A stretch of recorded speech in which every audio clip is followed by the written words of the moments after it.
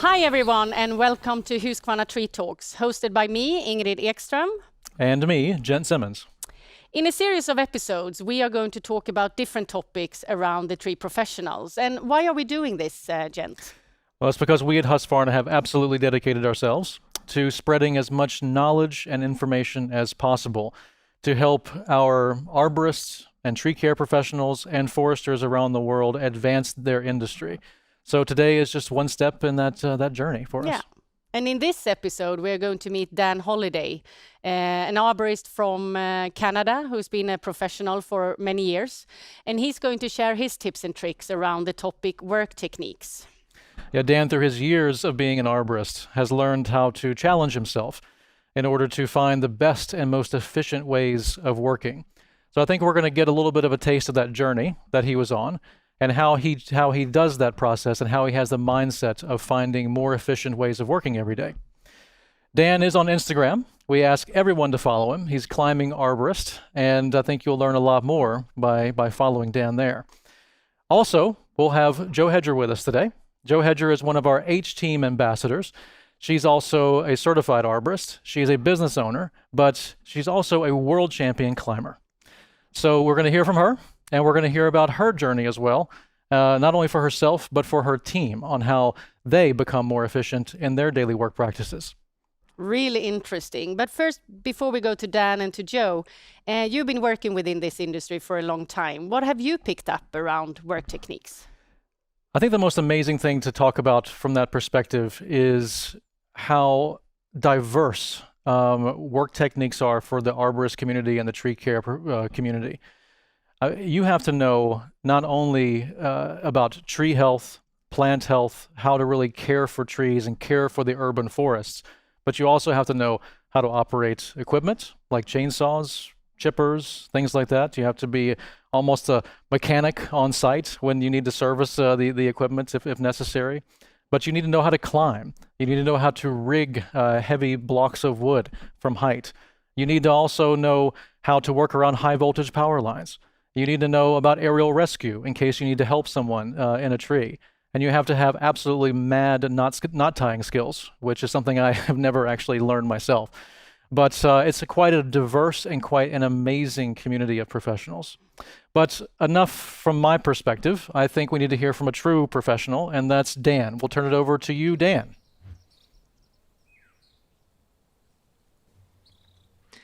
Thank you, guys. So, my name is Dan Holliday. I'm from climbingarborist.com. Welcome to this tree talk that Husqvarna are presented, and today my talk is going to be about efficiency. I'm absolutely obsessed with efficiency, so if you want to learn efficiency, you've come to the right place, because I could talk about efficiency for days. So what is efficiency? Well, efficiency is basically accomplishing a task with the minimal amount of effort or energy expended, and as well in a good short amount of time. So if you can complete a task being as efficient as possible, you'll accomplish that task quickly and you'll use the least amount of energy for that task. So that is what I'm here to talk about today, because in my opinion, efficiency is at the heart of tree work. It is everything that we do. We're always doing tasks. We're always trying to accomplish tiny little goals to work towards the bigger goal of the day, of the week, of the month. So efficiency is really at the heart of pretty much everything we do. We do a physical job. There needs to be a lot of communication between the management, the salesperson, the foreman, the entire crew, the groundsperson to the climber, the person rigging, everybody, it needs to be on board. There's so many different levels. There's so many different ways that we can work efficiency into our own personal tasks. Say if you're the tree climber, you're thinking about efficiency for yourself within each little kind of move you make, each task you do. But you're also thinking about efficiency as the entire crew. So you need to think about how tasks that you do and in what order you do them can help the crew as a whole accomplish the main task of completing the job. So efficiency, there's so many layers to it throughout tree work that it's never ending. If you start to focus on efficiency, then you'll realize that your skills are improving. And your skills, once your skills start improving, your efficiency will improve. So it's like a circle. I wrote an article for a magazine, and it was called "Efficiency Improve My Skills," and then skills help improve my efficiency. And it's just that continuous cycle of improvement all the way along. So if you as an individual want to improve your skills, I would really encourage you to focus on efficiency. And I'll give you a little bit of a background about how I became so obsessed with efficiency. I've been climbing and I've been doing tree work for about 18 years or so. And after about, I'll say about 6 years ago, so after about 12 years or so, I really felt like my skill level as a climber had really stagnated. It just, I wasn't feeling like there was any improvement whatsoever. And that really annoys somebody like myself, because I feel like I always want to be learning. I always want to be improving. So to realize myself that my level of ability and skill was just kind of pretty much staying the same was quite frustrating. And then I don't know what it was, but something prompted me. Oh, I do know what it was. My climbing prompted me to focus on efficiency, and that was through working safely. So working every part of the tree with 2 points of attachment, using a chainsaw, 2 hands on the saw at all times. And I was like, right, how can I improve my efficiency while working as safely as I possibly can? And that is how I was able to improve my climbing skills and take them to the next level. Because once I started focusing on that small part of climbing and realized that efficiency was going to take us to the next level, I then started looking at all the different areas of my climb and how I did it. And could I use different equipment to become more efficient? Could I use different points on my harness to store equipment more easily, to make movements smaller and easier and quicker? So I started analyzing every part of my climbing, but then also every part of the tree crew as a whole, to realize, right, now every time I cut up like a trunk that's laying on the ground, we always put a tarp on the floor to catch all the sawdust, like every time. And that's become a real habit now. All the guys that work on my crew, we all know, it's just instinctive that as soon as we come to start cutting up logs, we're going to put a tarp down, catch all the sawdust, and that is going to save us 15-20 minutes of cleanup at the end of the day. So it means that we get back to the yard 15-20 minutes quicker, and that's just by that one simple installation of a tarp next to the piece of wood. So if we're doing lots of little pieces all the way through the day, the entire day is going to flow much easier. Everybody is going to be on the same wavelength.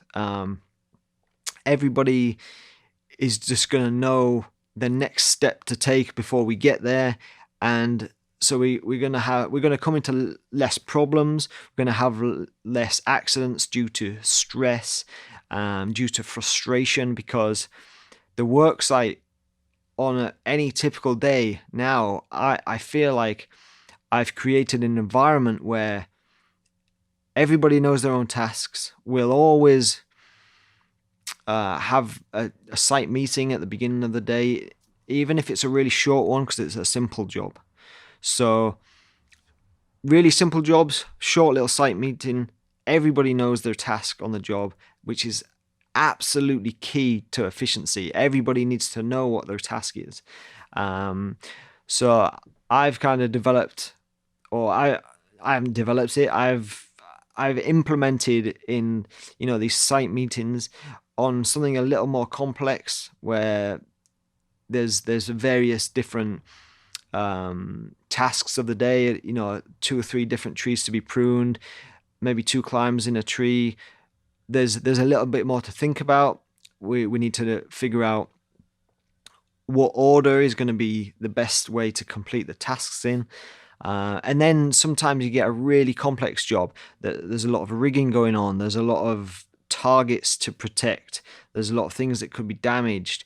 And we need to use things to protect windows, and all this needs to be set up before we start. But what I found is that doing those kind of things and setting everything up at the beginning of the day for the crew, it might take 15-20 minutes at the beginning of the day, but that's going to definitely save you way more than 15-20 minutes by the end of the day is completed, because we're making a plan. And for efficiency, having a plan is absolutely key. It's key for a crew. It's key for an individual. So if you're the groundsman, you need to know the plan of the job, but you also need to know your individual tasks and plans for yourself, so you can be as efficient as possible, making the team as efficient as possible. As a climber, you need to know everybody's tasks, but you also need to know exactly what you're going to do, and you need to pre-plan. When it comes to climbing, planning ahead is really what improves your skills. So I noticed that I was kind of climbing in the moment and doing the next task, thinking of just the next task. And I would get there, I would, to complete that task, and then I'd be thinking, right, what's the next task? Whereas now, and over the last few years, and what I feel has made me such an efficient climber is I think like 5, 6, 7 steps ahead. And when I've thought that many steps ahead, you already know what's happening. You know when you need your groundsman, or if you're going to need your groundsman in 5-6 minutes, and you can communicate that to them. And another thing that helps efficiency even more for me and my crew is we use their Bluetooth communication headsets, and that means that we can have a conversation and we can talk through things before 15, 20, 30 minutes before we even need something to happen. We can already be talking, planning out our next moves. And so all the equipment's there. Say if we're rigging, the rigging equipment's at the base of the tree 20 minutes before we need it. Or, I can say I'm going to need a bigger saw in the tree, and so that's already been fueled up, and the lanyard's been put on it, and it's ready to go. So that when I ask for it, the grounds guys or girls don't have to say, 5 minutes, I just got to fuel it up, got to run to the truck, got to do this, do that.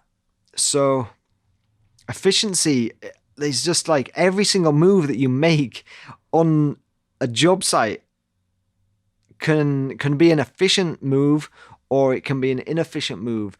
And those thousands of little tiny tasks and moves you make on the job site during the day, that can lead to like 30, 40, 50 minutes at the end of the day being saved. And it's what makes it's what can make your company work to the highest possible level, provide the highest possible service that you can, or is that standard going to drop a little bit because the guys and girls on the crews are starting to rush a little bit towards the end because they see the end of the day is coming, they want to get home, they're tired, and standards start to slip, quality starts to slip. There's so many things that can be affected as as energy levels start to drag, as morale starts to drag. But if everybody's working efficiently and the whole job site is flowing, then productivity is going to be top. The quality of your work is going to be tip top. Like the energy and the environment that you're working in is going to be so much better for so many days of the year than if you're not working efficiently and you're doing things and you're having to redo things because you're not doing it in the most efficient way. So I'll give you a couple more examples. When I'm choosing equipment, I decided after experience of climbing on the zigzag, which I love, I don't ever use it now when I'm blocking down, because the zigzag is so good at tending. If I'm using it when I'm blocking down a trunk, it will keep tending all the slack, and so it's always tight. And sometimes I want it a bit slack, and so that's like one tiny bit of efficiency that I do when I'm climbing. Another one is when I'm using my lanyard, where I might have used my lanyard for a second point of attachment for making one cut on a branch. Now I look, right, where's the best position I can put my lanyard to make 15 cuts, and so I'll locate a branch or locate a stem where I know it's going to give me the maximum amount of reach for so many different branches that I don't have to keep putting my lanyard on, taking it off, putting my lanyard on, taking it off. I can put it on one time and make the maximum amount of cuts I can, because I've thought ahead, I've pre-planned. And that just, when you start doing that kind of stuff, it starts, you notice, oh God, that was so good. I saved so much time there. And then on to the next, and then on to the next. And you just, after a while of focusing on efficiency, you just get in this flow of knowing and planning ahead. And then that becomes second nature. You don't have to really think about it anymore, because you start doing it, day in, day out. And then you create habits. And repeating something over and over again creates a habit. And if you're creating good habits, that creates efficiency. And that's the ultimate goal. If you're being efficient at work, you're doing it, you're completing the tasks in the best possible way, using the least amount of energy. And we go home at the end of the day, we're not exhausted. We have energy all the way through Monday to Friday. And then you get to enjoy your evenings, enjoy your weekends, be productive, flow through the week, make some money, enjoy your job, and that's what it's all about. So thank you very much for watching this talk on efficiency. Back to you guys in the studio. Thank you, Dan, for this really interesting way of describing work techniques and how you continuously strive for developing yourself, even if you have been very long in this profession. And I'm sure many of you can relate to what Dan is talking about. So, Gent, we have been doing a lot of insights and, of course, knowing this target group or these customers pretty well. But any thoughts from you around this? From the insights, the work that we're doing, but also the extensive travel that our teams have done around the world to be out there on the work sites and working with tree professionals and arborists all around the world. I think what really is interesting that comes from this is that it's truly a global community. No matter if you're in the United States, if you're in Europe, if you're in Japan, if you're in Australia, the passion that this industry has for urban forestry, for the environment, for efficiency and safety as well. This is a very global thing for our arborists and tree professionals. But at the same time, it's also interesting, and we have to recognize that these are individuals. Even though they share a lot of passions, the work techniques that are chosen, the gear selections that are chosen, are absolutely an individual's choice. So it's a global community, shares a lot of passions, but you have to respect that individualism that they have as well. And now it's actually time to introduce Joe Hedger, our H-Team ambassador, calling in directly from New Forest in south of England. And hi, Joe, how are you doing? Hello, very good, thank you. So who are you? Can you introduce yourself a little bit short? So I've been a climbing arborist for 20 years and I run a tree care business, and this is its 16th year. I live on the south of England. Just come in from a work site right on the Solent, so looking straight out over the sea, so that was nice. And as you've already mentioned, I'm a Husqvarna H-Team ambassador and do a lot of tree climbing championships. Cool. And I heard you are keeping yourself busy and winning a lot of medals during the years. Yes, yeah, I've done it for a very long time, so really enjoy it. Won 5 European and 4 World Championship titles. Ah, yeah, that's definitely impressive. And I know you have been listening to Dan's speech about the topic work techniques, and I would like to ask, or me and Gent would like to ask a couple of questions around that topic. So how do you motivate your team when it comes to efficiency? So it's an interesting topic, because when I started thinking about it as a self-employed person, we tend to get paid for the task or the job that we're going to be doing rather than how long it takes us to do it.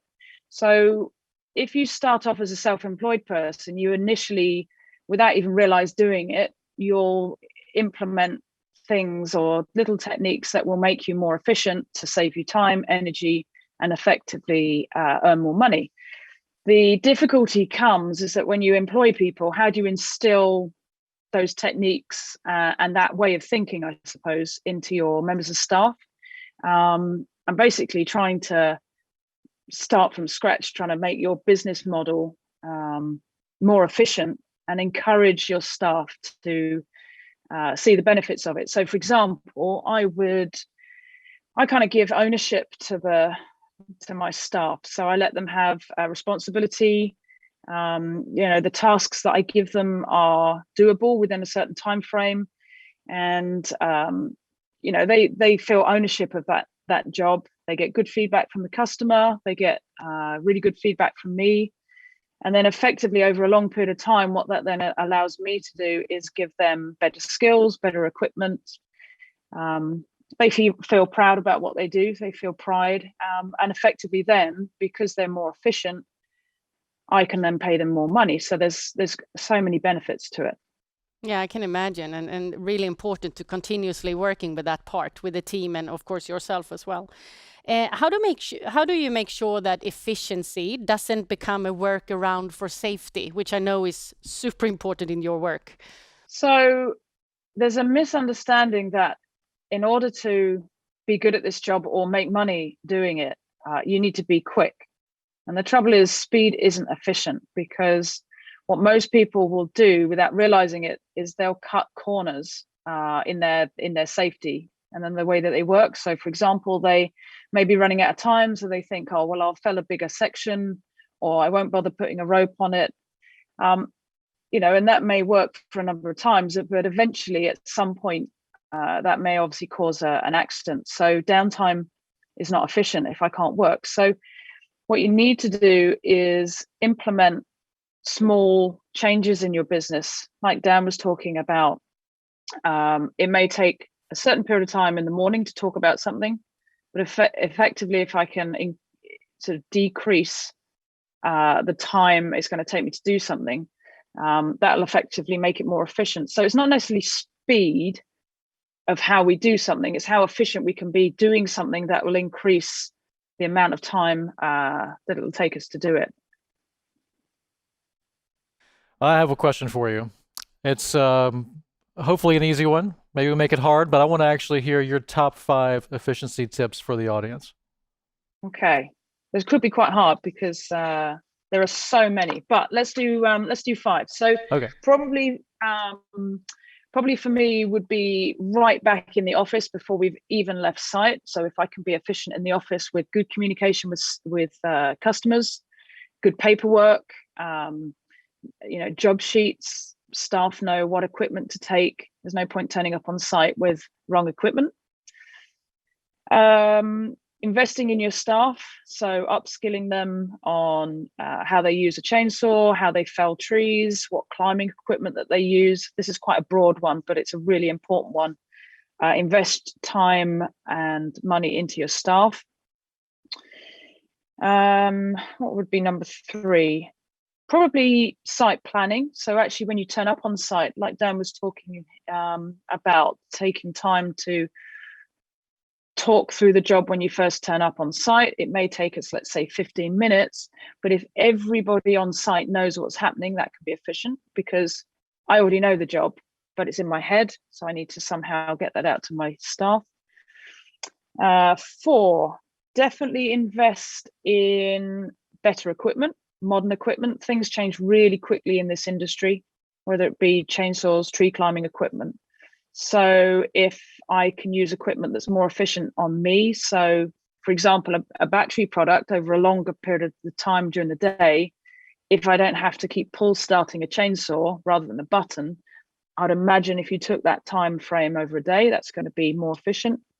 And number 5, when you finished your job, I would say how you clear up efficiently. So if we've only dragged brash in one area on the site, it's easier to clear up. It's not everywhere.